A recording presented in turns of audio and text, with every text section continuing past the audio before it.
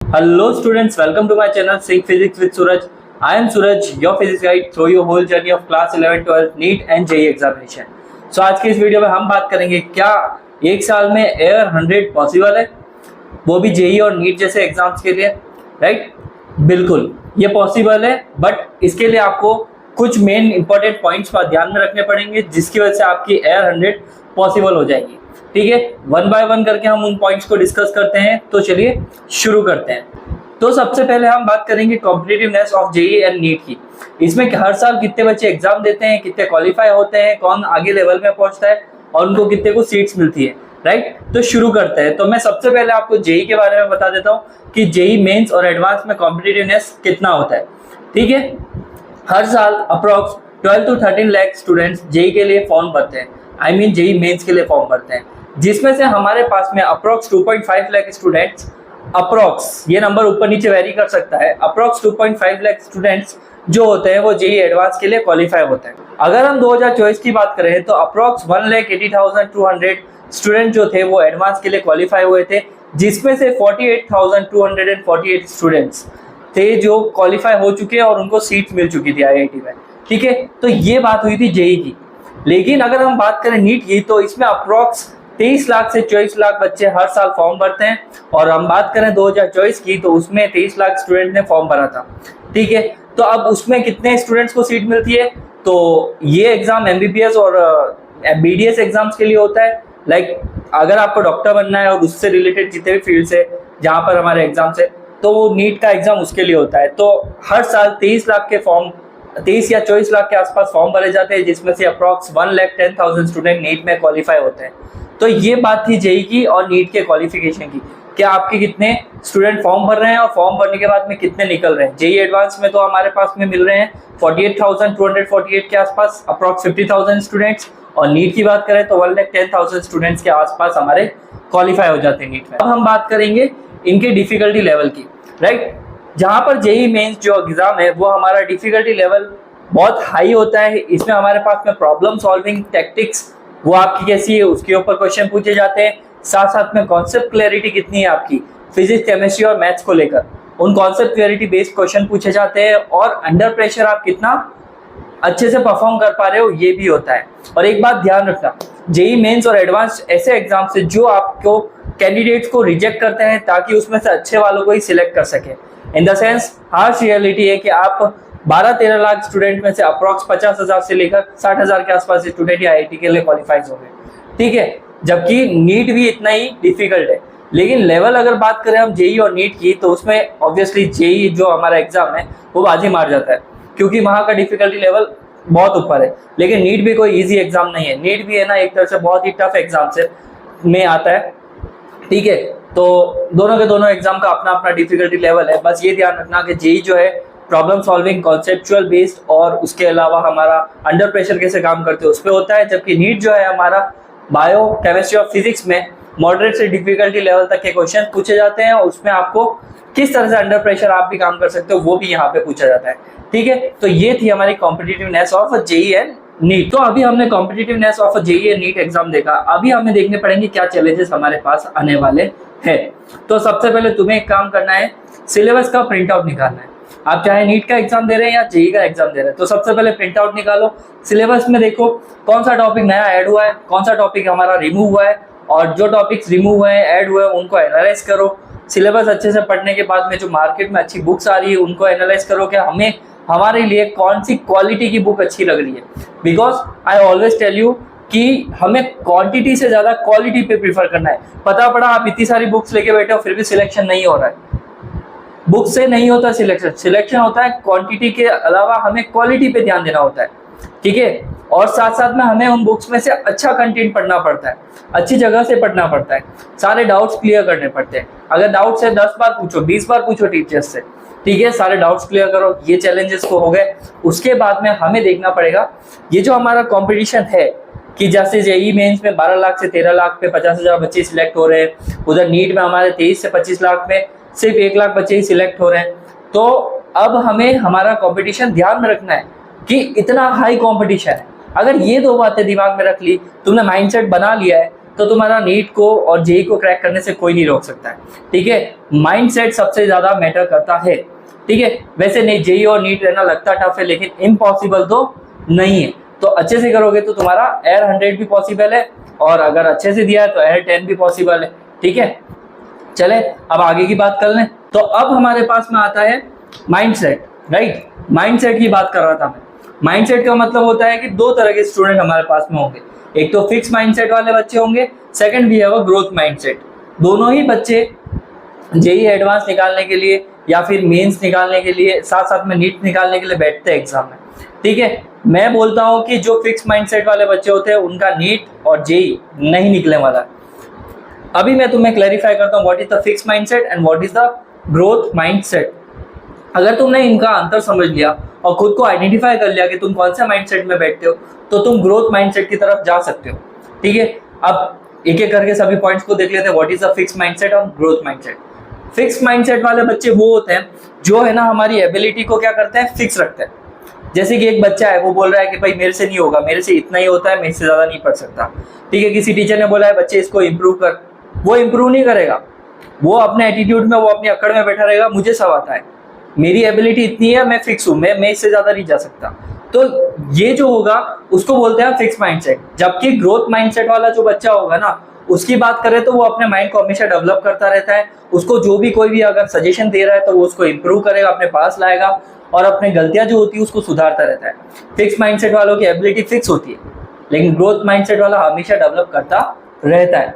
ठीक है, अब हमारे पास में दूसरा जो पॉइंट है फिक्स माइंडसेट के लिए, कि फिक्स माइंडसेट वाले बच्चे चैलेंजेस को अवॉइड करते हैं। उनको न्यूमेरिकल मिल गया, नहीं करेंगे, डर लग रहा है न्यूमेरिकल से। भाई साहब, किस बात का डर? तुम अगर उसमें इंप्रूव ही नहीं कर रहे हो, तुम उसको आगे ही नहीं बढ़ा रहे हो, तो तुम्हारा तो वो जो एम्ब्रेस चैलेंज को एम्ब्रेस करने की जो प्रॉबिलिटी है, प्रॉपर्टी जो है, उसको तुम बढ़ा ही नहीं पा रहे हो। तुम तो अटके पड़े हो वहां पे कि मेरे को अवॉइड करना है चैलेंज, नहीं मेरे से ये न्यूमेरिकल नहीं हो रहा है, मेरे को डर लग रहा है। होता है मोस्टली, ये बायो वालों के साथ में ज्यादा होता है, वो फिजिक्स के न्यूमेरिकल से घबरा जाते हैं। ठीक है, ये फिक्स माइंडसेट होता है।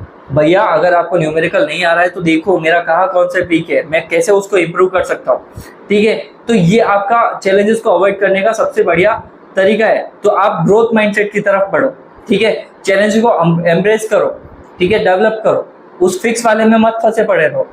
ठीक है, ठीक है। अब अगला जो पॉइंट है, मतलब कि मेरा जो तीसरा पॉइंट है कि what is the fix mindset जो बच्चों को प्रॉब्लम कर रहा है, वो है get discourage by the failure. इन बच्चों के टेस्ट में कम मार्क्स आते हैं, हार मान जाता है, वहीं पे गिव अप कर लेते हैं। यूं नहीं कि मैं उससे इंप्रूव कर लूँ, अपनी गलतियां सुधार लूँ, अपने कॉन्सेप्ट बढ़ा लूँ। ठीक है, ये होते हैं फिक्स माइंडसेट वाले। टेस्ट में कम मार्क्स आए, अरे यार शिट, अब क्या करें। ठीक है, तो ये फिक्स माइंडसेट। जबकि ग्रोथ माइंडसेट वाले क्या होते हैं, फेलियर में भी अपॉर्चुनिटी देखते हैं, वो उस अपॉर्चुनिटी से सीखते हैं। ठीक है, और अपने माइंड को क्या करते हैं, ग्रोथ में रखते हैं हमेशा।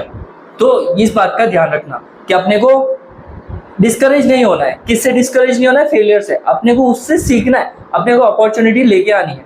ठीक है, ये ग्रोथ माइंडसेट होता है। अब दूसरी बात, दूसरी नहीं शायद चौथी पॉइंट होगा हमारा, कि हमारा फिक्स माइंडसेट में जो होगा, वो जो बच्चा होता है फीडबैक्स को इग्नोर करने लग जाता है। ठीक है, उसको जो भी फीडबैक्स मिल रहे हैं वो उसको क्या करेगा, इग्नोर करेगा। तो फिक्स माइंडसेट वाले बच्चे जो होते हैं, फीडबैक अगर उनको किसी ने फीडबैक दिया है कि भाई तेरा यहाँ प्रॉब्लम आ रही है, वहाँ आ रही है, ये फिजिक्स तेरी वीक है, इस टॉपिक वीक है, वो इग्नोर करेगा उन चीज़ों को। जबकि ग्रोथ माइंडसेट वाला क्या करेगा, उस फीडबैक को लेगा, उससे सीखेगा, अपने आप को इम्प्रूव करेगा।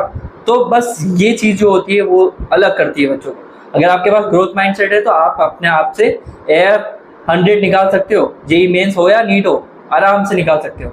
ठीक है, अब हम बात करते हैं पांचवें पॉइंट की। पांचवा पॉइंट होता है कि वो जो फिक्स माइंडसेट वाला होता है, वो बच्चा हमेशा डरता रहता है। फिजिक्स से डर रहा है, केमिस्ट्री से डर रहा है, बायो है, मैथ्स है, जो भी है, आप जिस कंपटीशन की तैयारी कर रहे हो उसमें वो चीज़, उससे वो डर रहा है। ठीक है, और दूसरों की जो सक्सेस होती है उससे वो जलता है कि भाई वो आगे क्यों जा रहा है। ठीक है, तो फिक्स माइंडसेट की प्रॉब्लम यही होती है, वो या तो जलेगा लोगों से, या फिर अगर उसका कोई फेलियर हो गया है, उसका हो गया, तो वो हमेशा डरा डरा सा फील करता है, कोई भी चैलेंज आ रहा है उसको नहीं लेगा। ठीक है, तो आप अपने फिक्स माइंडसेट का ध्यान रखना। जबकि ग्रोथ माइंडसेट वाला जो होता है, सक्सेसफुल लोगों से इंस्पायर्ड होता है। भाई उसने ये किया तो मैं कैसे करूंगा, इसने ऐसे इंप्रूव किया तो मैं कैसे इंप्रूव कर सकता हूँ। ठीक है, इस बच्चे की ये क्वालिटी है, मैं उसको अपने अंदर कैसे अडेप्ट कर सकता हूँ। सो this is the fix and growth mindset points. अगर ये आप में है तो आप अच्छे से जेई और आईआर आपका 100 के अंदर पॉसिबल है। सबसे एंड में तो एक ही बात बोलूंगा कि आपकी जो भी सक्सेस है वो 70% आपके माइंडसेट से आती है और 30% आपके हार्डवर्क से आती है। सबसे एंड में तो एक ही बात बोलूंगा कि आपकी जो भी सक्सेस है वो 70% आपके माइंडसेट से आती है और अब हम बात करते हैं स्ट्रेटेजी प्लान की। कि अगर आप एग्जाम देने के लिए ये सब चीजें कर चुके हो तो मतलब कि माइंडसेट वगैरह हो गया, कंपटीशन पता है, सिलेबस पढ़ लिया, उसके अलावा आपने माइंडसेट बना लिया कि अब पढ़ना ही है, तो हम क्या करेंगे, आप स्ट्रेटेजी बनाते हैं। तो मैं बताता हूँ कि एक साल में आपको क्या करना है। फर्स्ट 5 मंथ की स्ट्रेटेजी रखते हैं। पहले के जो 5 महीने होंगे वहां पे आपको क्या करना है, पूरा सिलेबस कवर करना है, एनसीईआरटी पूरी पढ़नी है और उसके अलावा अपने बेसिक्स को स्ट्रॉन्ग करना है। ठीक है, अब जितना स्ट्रॉन्ग कर पाओगे बेसिक्स, एनसीईआरटी और सिलेबस कवर कर पाओगे वो आपके 5 महीने में हो जाना चाहिए। एक टाइम टेबल बना लो, मुझे 5 महीने में ये करना ही है, ठीक है, तो आपके 5 महीने में वो चीज हो जाएगी। अब आते हैं आपके पास में नेक्स्ट 3 मंथ्स। नेक्स्ट 3 मंथ्स में तुम्हें क्या करना है, सेकंड रिवीजन करना है, एडवांस प्रॉब्लम्स की तरफ बढ़ने लगो और पीवाईक्यू करना शुरू कर दो। ठीक है, तो ये 3 महीने की आपकी स्ट्रेटेजी होनी चाहिए। Now you have the next 4 month. तो अब आपके जो पास में जो भी 4 महीने बचे उसमें आपको क्या करना है।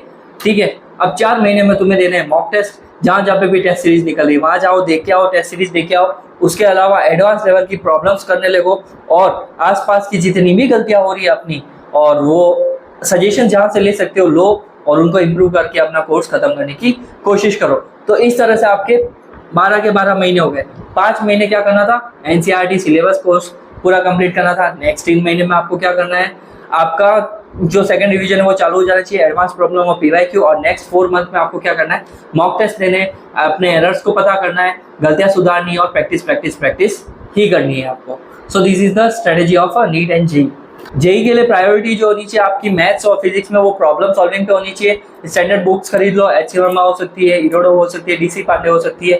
बुक्स की कमी नहीं है, मैं आपको एक अच्छी सी बुक सजेस्ट करूंगा, उसके लिए मैं अलग से वीडियोस बना रहा हूँ, वो आपको बता दूंगा कि कौन सी बुक्स अच्छी होती है। तो फिजिक्स और मैथ्स में तो प्रॉब्लम सॉल्व करनी पड़ेगी, एनसीईआरटी के अलावा भी बहुत सी प्रॉब्लम्स आएगी जेई में।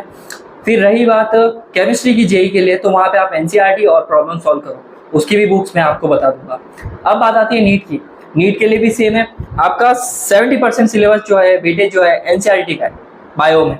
लाइन बाय लाइन आपकी नीट वहां से निकल जाएगी, बायो की बात कर रहा हूँ मैं। रही बात केमिस्ट्री की, उसमें भी आपका हो जाएगा एनसीईआरटी और उसकी प्रॉब्लम्स कर लो, नीट में सारा काम बन जाएगा। और रही बात फिजिक्स में, तो फोकस करो आप न्यूमेरिकल्स पे, और न्यूमेरिकल्स के लिए आपको पीवाईक्यू करने हैं। और मेरे हिसाब से सबसे बेस्ट बुक जो नीट के लिए है वो है एमटीजी, उसको सॉल्व कर लो तो आपका काम बन जाएगा। ठीक है, तो अब आती है बात हमारे टाइम मैनेजमेंट की, डे को कैसे डिवाइड करना है। राइट, मेरे हिसाब से जो एक परफेक्ट शेड्यूल होता है, मॉर्निंग में सबसे पहले आपको क्या करनी है, बेसिक कॉन्सेप्ट सीखने नए नए। रोज आप नया पढ़ रहे हो तो ऑब्वियसली बात है सुबह मॉर्निंग में कॉन्सेप्ट सीखो, दिन को प्रॉब्लम सॉल्विंग करो, ठीक है, आफ्टरनून तक इवनिंग तक यही करते रहो। और रात होते ही आपको क्या करना है, रात होते ही आपको पूरे दिन का रिवाइज करना है। ठीक है, ये तो डेली हो गया। नाउ पूरे वीक में आपने जो भी किया है वो संडे को आपको क्या करना है, रिवाइज करना है। और संडे के दिन आपको 3 घंटे का आपके पूरे वीक में जो भी कमियां थी, जो भी प्रॉब्लम्स हो रहे हैं, जो भी एरर्स हो रहे हैं, उसका पूरे का टेस्ट आपको कब लेना है, संडे को लेना है। That's how you will crack the JEE. But यह ध्यान रखना, कंसिस्टेंसी पूरे साल बनी हुई रहनी चाहिए, एक दिन भी ऑफ नहीं होना चाहिए। कंसिस्टेंसी इज द मेन की, अगर ये है तो सब कुछ है, अदरवाइज कोई मतलब नहीं रहने वाला है आपका। और मेरे हिसाब से डीप फोकस और पोमोडोरो टेक्निक सबसे बेस्ट है। डेली के 2-2 घंटे की डीप सेशन लो, 2 घंटे का डीप सेशन, 6 घंटे की पढ़ाई, डिस्ट्रैक्शन पढ़ाई से तो बेटर ही होता है। 2 घंटे भी अगर ढंग से पढ़ लिया, पूरा डीप, पूरा माइंड वहीं पे है, सिर्फ 2 घंटे आपका, तो आपने क्या कर लिया, उस 6 घंटे को सिर्फ 2 घंटे में कवर कर लिया। ठीक है, तो deep sessions are very important rather than the 6 hour distraction study. करोगे तो एक दिमाग में बैठने लगेगा वो चीज़ कि भाई क्वेश्चंस बनते कहाँ से, क्वेश्चंस आते कैसे, क्या लेवल होता है, एक कोऑर्डिनेटर बैठा पाओगे तुम कि इस साल जब आया था ये आया, फिर अभी क्या हो सकता है। तो आपको पीवाईक्यू करना बहुत ही इंपॉर्टेंट है, ठीक है, सबके लिए, चाहे वो नीट हो या फिर जेई। और एक लास्ट बात बोलता हूँ, आप जब टेस्ट लेते हो तो टेस्ट का आपको क्या करना है, एनालिसिस करना जरूरी है। टेस्ट तो ले लिया लेकिन उसमें गलतियां क्या हो रही है, वो गलतियां अगर तुमने पता कर ली, पकड़ ली, तो वहां पे आप जीत गए। ठीक है, टेस्ट है और अगर आपने गलतियां पकड़ ली तो आप उसमें जीत गए। ठीक है, ये मेन बात है अपने पास में। और रही बात रिसोर्सेज की, रिसोर्सेज हमारे पास में बहुत सारे हैं। मैं रिसोर्सेज के लिए एक डेडिकेटेड अलग वीडियो बना रहा हूँ, जिसमें आपको बताऊंगा कि जेई मेंस और एडवांस के लिए कौन सी बुक्स यूज होनी चाहिए और नीट के लिए कौन सी बुक्स हमारे लिए सबसे बेस्ट रहेगी। ठीक है, और साथ साथ में ये भी बता दूंगा सीबीएसई के लिए कौन सी बुक्स बेस्ट रहेगी आपके लिए। ठीक है, क्योंकि सीबीएसई का लेवल्स भी आजकल लेवल अप होता जा रहा है डे बाय डे। ठीक है, तो हमारा एक रिसोर्सेज की बुक अलग हो जाएगी। Common mistakes to improve. Common mistake जो है बच्चे हमेशा करते हैं, सबसे पहली और सबसे बड़ी मिस्टेक है बच्चे एनसीईआरटी को इग्नोर करते हैं, चाहे वो जेईई के हो या फिर नीट के हो। एनसीईआरटी को इग्नोर मत करो। सबसे मैं कह सकता हूँ ये गोल्ड है, सोना है सोना। एनसीईआरटी अगर करिए तो बेस्ट है सब कुछ। और उसके बाद में हमारे पास में मिस्टेक आती है ओवरलोडिंग ऑफ बुक्स। बहुत सारी किताबें लेके, बहुत सारा मटेरियल लेके बैठ जाते हो, तो उसकी वजह से क्या होता है, आपकी प्रॉब्लम शुरू हो जाती है, आप कंफ्यूज होना शुरू हो जाते हो। तो ओवरलोडिंग ऑफ बुक्स नहीं होना चाहिए। तीसरी बात, मॉक टेस्ट को आप अवॉइड कर लेते हो, डिग्री टेस्ट को अवॉइड कर लेते हो, तो ये चीज़ें नहीं करनी है सबसे पहली बात। और रही बात हमारे पास में अगली मिस्टेक, वो सबसे कॉमन है, जैसे कि बच्चे दूसरों से कंपेयर करने लगते हैं खुद को। अरे वो काम पेरेंट्स का रिलेटिव है, उन पे छोड़ दो और उनको भी इग्नोर करो। अगर आपको कंपेयर करना है दूसरों से तो एक कान से सुनो, दूसरे कान से निकाल दो। कंपैरिजन यहाँ पे आना भी नहीं चाहिए, और खुद भी दूसरों से कंपेयर मत करो। खुद को मानो कि मैं बेस्ट हूँ, मैं कर सकता हूँ, दूसरा कर रहा है तो कोई बात नहीं, अगर वो कर रहा है तो उसकी जो अच्छाइयाँ है मैं कैसे अडेप्ट कर सकता हूँ, बुराया अडेप्ट मत करो। तो और एक कंपेयर करना बंद करो खुद को, अदरवाइज तुम्हारा नीट नहीं निकलेगा। कंपेयर करोगे, ओवर थिंकिंग होगी तो एंजाइटी डिप्रेशन होने लग जाएगा। वो चीज़ें हमें यहाँ पे नहीं चाहिए, माइंड हमारा क्लियर होना चाहिए। ठीक है, अब सबसे लास्ट बात, मैं कहता हूं कि 365 दिन है एक साल में, तो 365 दिन यही मान के मैं उसको मानता हूँ 365 डेज ऑफ इम्प्रूवमेंट। 365 दिन आप इम्प्रूव कर सकते हो खुद को, तो वो बात बहुत ही इंपॉर्टेंट हो जाती है। और एक कॉमन सी टिप्स जो है टॉपर्स की, वो मैं तुम्हें बता देता हूँ कि टॉपर्स हमेशा यही बोलते हैं कि स्टे कंसिस्टेंट, नॉट परफेक्ट। आप परफेक्ट नहीं हो सकते, लेकिन अगर आपके पास कंसिस्टेंसी है तो आप परफेक्ट की तरफ बढ़ सकते हो। और सेकंड बात, एयर 100 जो है वो पॉसिबल है, लेकिन उसके लिए कुछ तो करना पड़ेगा ना। आपको अभी से अपने अंदर एक माइंडसेट इंप्रूव करना है, एक लगन लगानी है अपने अंदर, और एक स्पार्क की ज़रूरत है। ठीक है, वो थोड़ा सा स्पार्क आया तो आप इंप्रूव कर सकते हो खुद को। एयर 100 पॉसिबल, आज नहीं तो कल, कभी ना कभी तो आपको लगना चाहिए कि मुझे इम्प्रूव करना है। मैं तो कह रहा हूँ कल ही क्यों, आज ही, अभी से बना लो मन कि भाई मुझे ये करना है। अभी बैठो, बनाओ अपना शेड्यूल, और शेड्यूल बनाने के बाद में तुम उसमें इम्प्रूवमेंट करने की कोशिश करो और खुद को इम्प्लाई करो कि भाई मैं उस शेड्यूल से कैसे स्टिक रहूँ, मैं उससे चिपका कैसे रहूँ, तो ही तुम्हारा नीट निकलेगा और एयर 100 पॉसिबल है। ये मेरी गारंटी, अगर मेरे बताए हुए सारे पॉइंट्स तुमने फॉलो कर लिए तो। सो लास्ट में तो एक ही बात कहना चाहूँगा, अगर आपको ये वीडियो पसंद आई है तो लाइक कीजिए, शेयर कीजिए और कमेंट जरूर कीजिए, और आपकी जर्नी मेरे साथ शेयर कीजिए और कमेंट करके वहाँ बताइए कि आपको क्या प्रॉब्लम्स आ रही है इस जर्नी में। ठीक है, और साथ में ग्रो करते हैं, मैं भी ग्रो कर रहा हूँ, आप भी ग्रो कीजिए। ठीक है, और consistency is the key. Okay, bye bye, take care.